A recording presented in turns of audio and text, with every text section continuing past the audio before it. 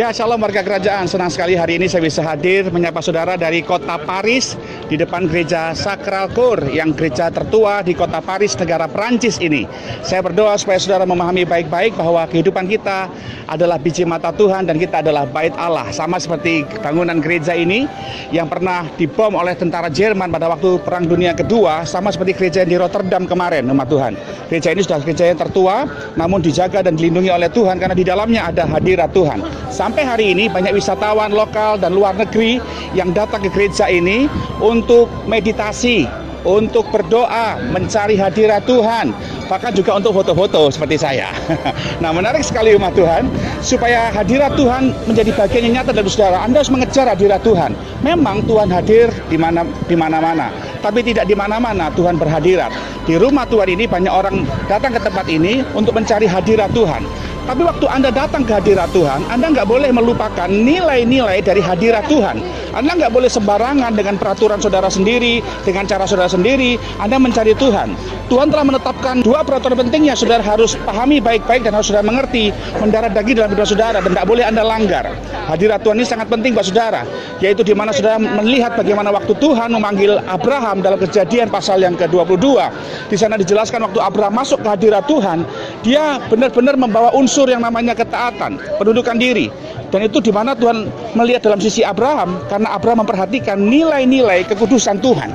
Dia sungguh-sungguh membawa Ishak, dan Ishak merupakan satu bagian di mana Allah mengingat bagian perjanjiannya dengan Abraham. Dan itulah bagian yang Tuhan cari dalam diri kita. Darah Kristus adalah jaminan kekudusan kita. Anda nggak bisa kudus hanya karena Anda berbuat baik atau beramal dan sedekah. Anda berbuat baik, itu merupakan bagian daripada kita adalah orang-orang yang kudus di hadapan Tuhan. Saya berdoa supaya Anda memahami baik-baik kekudusan itu dalam hadirat Tuhan sebagai ketetapan pertama yang nggak boleh Anda langgar. Jagalah kekudusan yang Tuhan anugerahkan buat saudara. Buanglah pahit hati, buanglah kecurigaan, buanglah kebencian, buanglah tabiat dan sifat-sifat buruk Anda yang suka ngambek, tersinggungan. Buanglah itu, karena Anda nggak bisa masuk hadirat Tuhan dengan tabiat-tabiat dan sifat-sifat buruk seperti itu. Itu ketetapan yang nggak boleh Anda langgar. Sebab kalau Anda melanggar ketetapan Tuhan, Tuhan nggak berkenan pada ibadah saudara dalam hadiratnya. Tuhan nggak akan hadir, Tuhan nggak akan menyatakan kuasanya dalam kehidupan saudara. Yang pertama dalam hadirat Tuhan saya perhatikan adalah tentang kekudusan. Tanpa kekudusan tidak boleh seorang menghadap hadirat Tuhan. Atau kalau Anda nekat masuk hadirat Tuhan tanpa kekudusan umat Tuhan, maka itu adalah kekejian bagi Tuhan. Untuk menjamin kekudusan saudara dalam hadirat Tuhan, Allah memberikan kepada kita yang namanya darahnya, yaitu darah putranya yang tunggal, Tuhan Yesus Kristus. Anda menjadi kudus bukan karena Anda berbuat baik, Anda menjadi kudus bukan karena Anda beramal sedekah, tapi Anda menjadi kudus karena darah Kristus Yesus. Darah itu berbicara tentang dua hal, pengampunan dan pertobatan. Itu harus ada dalam diri kita. Di hadirat Tuhan, dua unsur ini nggak boleh lepas, yaitu Anda harus bertobat dan Anda harus memberikan pengampunan. Sama seperti Tuhan menerima pertobatan saudara, sama seperti Tuhan memberikan pengampunan atas saudara. Dari gereja Sacral Coeur ini saya berdoa supaya kekudusan itu menjadi bagian yang utama dalam diri kita. Jangan biarkan sampah merusak hati saudara sehingga Anda menjadi pribadi yang menodai kekudusan Tuhan dalam hidupmu. Saya berdoa supaya Anda menjadi pribadi yang mulai hari ini menjaga hati, tidak sembarangan berjalan sebagai orang Kristen. Keselamatan memang gratis, anugerah memang cuma-cuma, tapi menjalaninya itu ada harga yang saudara bayar. Anda harus menjadi pribadi yang mengerti bagaimana membuang fitnah, membuang segala bentuk tabiat-tabiat buruk dalam hidup saudara, membuang segala sifat-sifat buruk dalam hidup saudara, dan menjadikan pribadi yang sungguh-sungguh mengerti bahwa saya perlu kekudusan Tuhan dalam menjalani hari-hari ini. Saya berdoa supaya kekudusan itu menjadi bagian utama waktu Anda masuk ke hadirat Tuhan. Karena di dalam hadirat Tuhan, Alkitab saya berkata, berbahagialah orang yang suci hatinya, karena mereka akan melihat Allah.